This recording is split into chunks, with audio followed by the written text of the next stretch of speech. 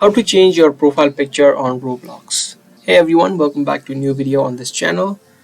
If you're also trying to change your profile picture on Roblox, then stick with me till the end because I'm exactly going to show you the process of it. Now in Roblox, it's not really a profile picture, it's more of a avatar.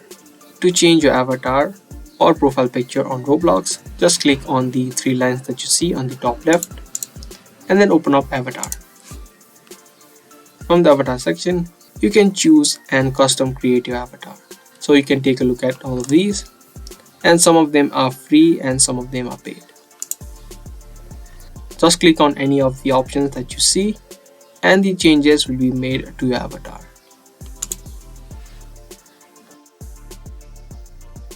You can change the character, you can change the clothing, you can add in accessories, and you can also adjust and create animations of your avatar. So that's it. That's how easily you can change your profile picture or avatar on Roblox.